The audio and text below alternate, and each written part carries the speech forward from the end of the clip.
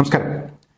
ഇന്നലെ ഇറാനെ തീർക്കുമെന്ന് പറഞ്ഞ ട്രംപ് ഇന്ന് ഇറാനുമായി ഒരു കരാറിലെത്താൻ തീരുമാനിച്ചിരിക്കുന്നു എന്നുള്ളതാണ്. ഞാൻ ഇന്നലെ ചില കാര്യങ്ങൾ പറഞ്ഞിരുന്നു. അതിന്റെ ബാക്കി തന്നെയാണ് എനിക്ക് ഇന്ന് ഈ വിഷയവുമായി ബന്ധപ്പെട്ട് പറയാനുള്ളത്. ഇസ്രായേൽ എന്ന് പറയുന്ന രാജ്യം അത് വെന്റിലേറ്ററിലാണ് എന്ന് ഞാൻ പറഞ്ഞിരുന്നു. 2028 കടക്കുമോ എന്ന ഭയം ജൂത വിഭാഗത്തിൽ മൊത്തത്തിലുണ്ട്, പ്രത്യേകിച്ച് ഇസ്രായേൽ ഭരണകൂടത്തിനുണ്ട്. 8 ദശക ശാപം അവരെ ബാധിക്കുമോ എന്നുള്ളതാണ് അവരുടെ ഭയം. എന്തായാലും ഇപ്പോൾ ഇസ്രായേലിനെ മാറ്റി നിർത്തിക്കൊണ്ട്, ഇസ്രായേലിനെ പുറത്താക്കിക്കൊണ്ട് അമേരിക്കയും ഇറാനും ഒരു കരാറിൽ ഏർപ്പെട്ടിരിക്കുന്നു. ഗൾഫ് രാജ്യങ്ങളുടെ ഇടപെടൽ, അതുപോലെ തന്നെ മറ്റു ലോക രാജ്യങ്ങളുടെ ഇടപെടൽ, എല്ലാ ഭാഗങ്ങളിൽ നിന്നും സമ്മർദ്ദം ഒരുപോലെ വന്നപ്പോൾ അമേരിക്കക്ക് വഴങ്ങേണ്ടി വന്നു.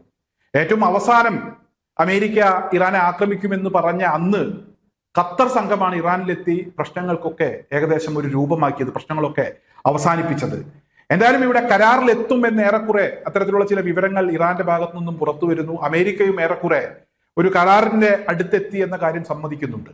എന്തായാലും ഈ കരാറുമായി ബന്ധപ്പെട്ട്, ധാരണയുമായി ബന്ധപ്പെട്ട് ചില നീക്കുപോക്കുകൾ, 14 ഇന ആവശ്യങ്ങൾ ഇവിടെ ഇറാൻ മുന്നോട്ട് വെച്ചിട്ടുണ്ട്. അതിൽ ഏറ്റവും പ്രധാനപ്പെട്ടത് മരവിപ്പിച്ച $2400 കോടി അത് വിട്ടു നൽകണം. അതിന്റെ പകുതിയെങ്കിലും വിട്ടു നൽകിയാലേ കരാറുമായി തുടർ ചർച്ചകളുമായി സഹകരിക്കുകയുള്ളൂ എന്നുള്ളതാണ് ഇറാന്റെ ഒരാവശ്യം. രണ്ടാമത്തെ ആവശ്യം എന്ന് പറയുന്നത് $30,000 കോടി ഇറാന്റെ പുനർനിർമ്മാണത്തിന് അമേരിക്ക നൽകണം. ഈ ഒരു ആവശ്യം ഇറാൻ മുന്നോട്ട് വെച്ചിട്ടുണ്ട്.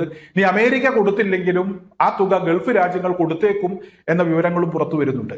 ആണവായുധവുമായി ബന്ധപ്പെട്ട് ആണവായുധം നിർമ്മിക്കില്ല എന്നുള്ളത് ഇറാന്റെ നേരത്തെ തന്നെയുള്ള നിലപാടാണ്.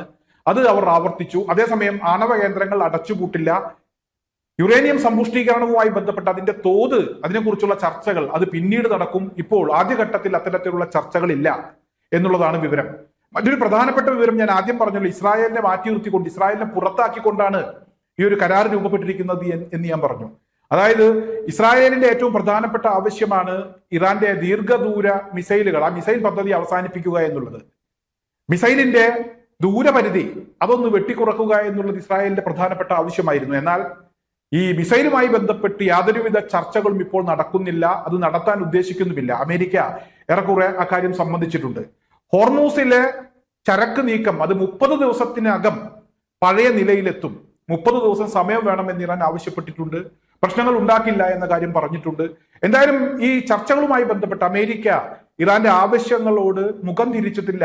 ആ ആവശ്യങ്ങൾ അംഗീകരിക്കുന്ന ഒരു സമീപനമാണ് അമേരിക്കയുടെ ഭാഗത്തു നിന്നുണ്ടായത്. ഇനി അമേരിക്ക മുഖം തിരിച്ചാൽ പോലും ഗൾഫ് രാജ്യങ്ങൾ ഹോർമൂസിലെ ചരക്ക് നീക്കവുമായി ബന്ധപ്പെട്ട്, അതുപോലെ തന്നെ ഇറാന്റെ പുനർനിർമ്മാണവുമായി ബന്ധപ്പെട്ടൊക്കെ ഇറാൻ മുന്നോട്ട് വെക്കുന്ന ആവശ്യങ്ങൾ പരിഹരിക്കാൻ, അത് ചെയ്തു കൊടുക്കാൻ ഗൾഫ് രാജ്യങ്ങൾ തയ്യാറായേക്കും. കാരണം ഈ യുദ്ധത്തിന്റെ കെടുതി ഏറ്റവും കൂടുതൽ അനുഭവിക്കുന്നത് ഗൾഫ് രാജ്യങ്ങളാണ്. അതുകൊണ്ട് ഗൾഫ് രാജ്യങ്ങൾ തന്നെയാണ് ഈ വെടിനിർത്തലുമായി ബന്ധപ്പെട്ട് അല്ലെങ്കിൽ ഒരു കരാർ ഉണ്ടാക്കുന്നതിന് വേണ്ടി ഏറ്റവും കാര്യക്ഷമമായിട്ടുള്ള ഒരു ഇടപെടൽ നടത്തിയിരിക്കുന്നത് എന്ന വിവരങ്ങളാണ് പുറത്തു വരുന്നത്. എന്തായാലും ഇത്തരത്തിൽ ഇസ്രായേലിനെ പുറത്തു നിർത്തിക്കൊണ്ട് ട്രംപും അതുപോലെ തന്നെ ഇറാനും ചേർന്ന്, അല്ലെങ്കിൽ അമേരിക്കയും ഇറാനും ചേർന്ന് ഒരു കരാർ ഉണ്ടാകുന്നു എന്ന വിവരമറിഞ്ഞപ്പോൾ ഇസ്രായേൽ പ്രധാനമന്ത്രി ബെഞ്ചമിൻ നെതന്യാഹുവിന് ചെറിയ അസ്വസ്ഥത ഇപ്പോൾ തുടങ്ങിയിട്ടുണ്ട്. അത്തരത്തിലുള്ള ചില വിവരങ്ങൾ പുറത്തു വരുന്നുണ്ട്. അമേരിക്കയും ഇറാനും തമ്മിൽ ഒരു കരാർ ഉണ്ടാവുകയാണെങ്കിൽ ആ കരാറിന്റെ ഭാഗമായിരിക്കില്ല ഞങ്ങൾ എന്നുള്ളതാണ് ബെഞ്ചമിൻ നെതന്യാഹുവിന്റെ ഒരു അഭിപ്രായം, ഒരു നിലപാട് അത്തരത്തിലുള്ളതാണ്. ട്രംപ് ആണെങ്കിൽ അത് ഗൗനിച്ചിട്ടില്ല എന്നുള്ള വിവരങ്ങളാണ് പുറത്തു വരുന്നത്. എന്തായാലും അമേരിക്കയെ മാറ്റി നിർത്തിക്കൊണ്ട് ഇസ്രായേൽ ഇറാനുമായി മുട്ടാൻ ഇറങ്ങിയാൽ ഇസ്രായേൽ എപ്പോൾ തീർന്നു എന്ന കാര്യം നമുക്ക് ഊഹിക്കാവുന്നതേ ഉള്ളൂ. അത്രയേ ഉള്ളൂ ഇസ്രായേൽ, അതെല്ലാവർക്കും അറിയാം. അമേരിക്ക ഇല്ലെങ്കിൽ ഇസ്രായേൽ ഇല്ല. എന്തായാലും ഇപ്പോൾ ഇസ്രായേൽ പ്രധാനമന്ത്രി ഇങ്ങനെ ഒരു അഭിപ്രായം പറഞ്ഞിട്ടുണ്ട്. അതാരും കാര്യമായ രീതിയിൽ തന്നെ മുഖവിലക്ക് എടുത്തിട്ടില്ല. അതിനെ പുച്ഛിച്ചു തള്ളുന്ന ഒരു സമീപനമാണ് ഈ വിഷയവുമായി ബന്ധപ്പെട്ട് ഇടപെട്ട രാജ്യങ്ങളുടെ ഭാഗത്തു നിന്നൊക്കെ അത്തരത്തിലുള്ള ഒരു നിലപാടാണ് ഉണ്ടായിരിക്കുന്നത്. എന്തായാലും ഇസ്രായേലിനെ സംബന്ധിച്ചിടത്തോളം അവരവരുടെ അസ്വസ്ഥത പറഞ്ഞു. മറ്റൊരു പ്രധാനപ്പെട്ട കാര്യം കൂടെ ഇവിടെ ഇറാൻ പറഞ്ഞിട്ടുണ്ട്. ഇറാൻ നേരത്തെ തന്നെ പറഞ്ഞ കാര്യമാണ്, ഫലസ്തീൻ അത് സ്വതന്ത്രമാകണം എന്നുള്ള ഒരു ആവശ്യം. അത് ഇറാൻ ഉള്ളിടത്തോളം കാലം ഒരിക്കലും ഫലസ്തീനെ ഒഴിവാക്കിക്കൊണ്ട് ഒരു കരാറിൽ ഒരിക്കലും ഇറാൻ ഏർപ്പെടില്ല എന്നുള്ളത് ഇറാൻ നൽകിയ ഉറപ്പാണ്, ലോകത്തിന് നൽകിയ ഉറപ്പാണ്. അതുപോലെ തന്നെ ലെബനോനെ ആക്രമിക്കാൻ പാടില്ല എന്ന ഒരു കാര്യവും ഇറാൻ വളരെ കൃത്യമായി പറഞ്ഞിട്ടുണ്ട്. പൂർണ്ണമായും വെടിനിർത്തൽ ഉണ്ടായിരിക്കണം.